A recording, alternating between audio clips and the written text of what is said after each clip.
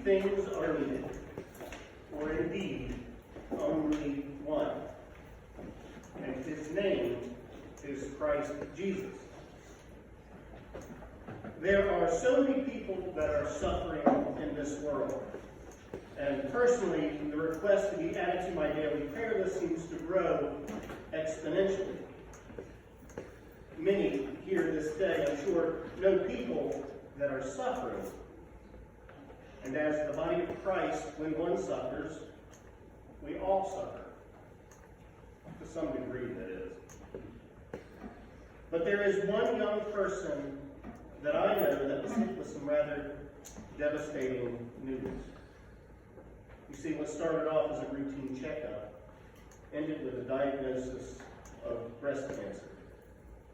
And to make matters worse, a diagnosis of an inoperable brain tumor was found on her brainstem. And the doctors say that time is limited for this young mother, thus starting the long goodbye to her family. But never have I witnessed such courage in the sight of suffering.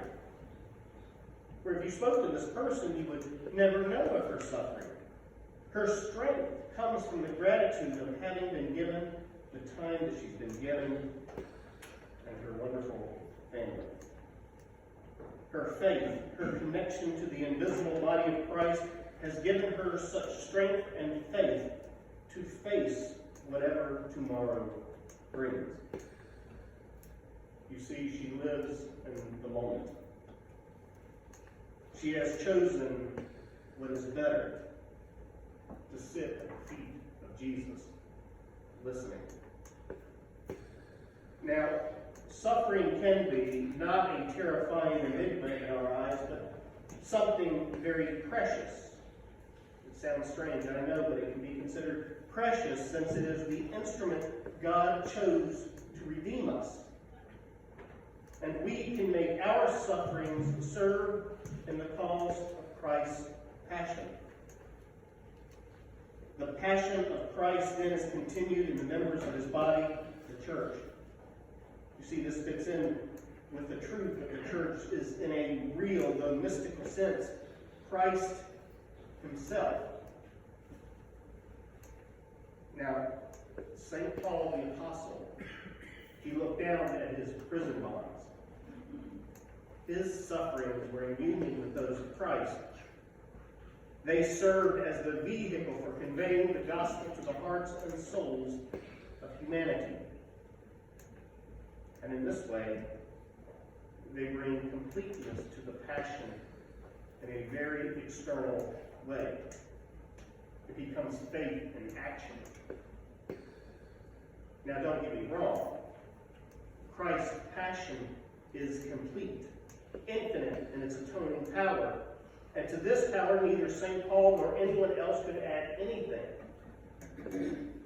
However, the application of the merits of Christ's passion to individual souls involves a toll of suffering,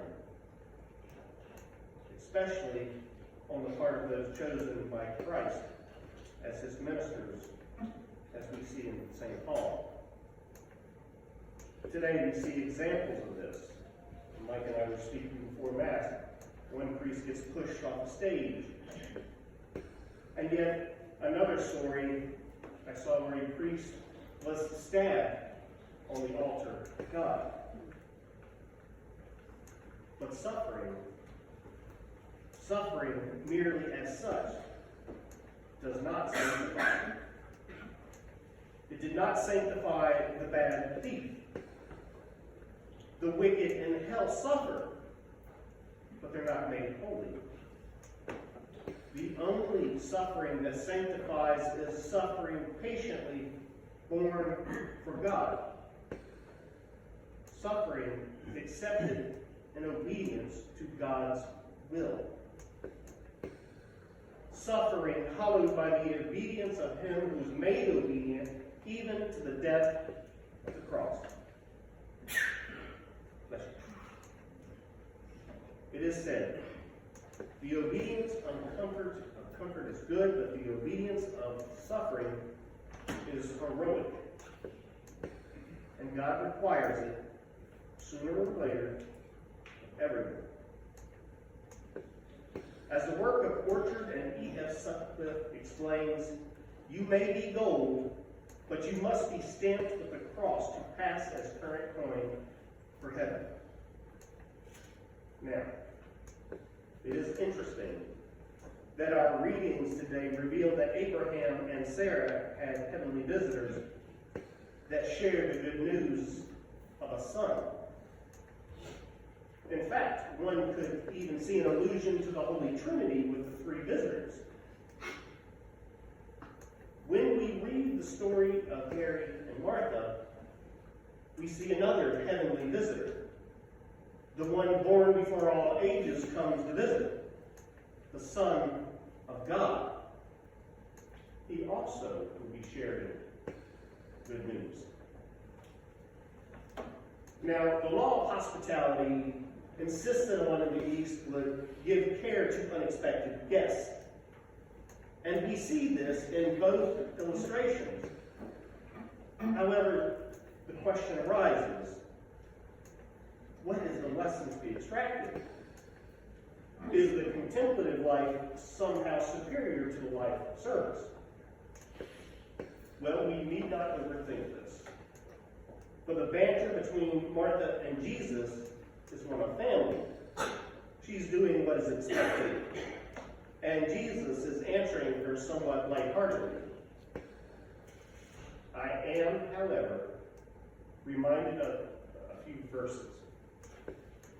Matthew 26:11 says, the poor you will always have with you, but you will not always have me. John 12:8. The poor you will always have with you, but you will not always have me. Or Mark 14:7, the poor you will always have with you, and you can help them anytime you want, but you will not always have me. So, it is good to listen to God before anything else. But it would be very unlike Jesus to rebuke a woman who is busy for the sake of him and his friends. And in fact, the plain literal meaning in the circumstances must be that Jesus bids Martha not to go to such trouble for the sake of her unexpected guests. For it is embarrassing to them to be the cause of so much trouble. For one dish alone satisfy their needs. The questions remaining for each of us this day is, will we be willing to offer to God the very best of ourselves? And are we willing to surrender to God's will in all the circumstances, all of them, throughout our lives? How courageous will we be when the toll of suffering comes to us? And will we be ready, like Father Abraham, to meet God when he unexpectedly comes to visit?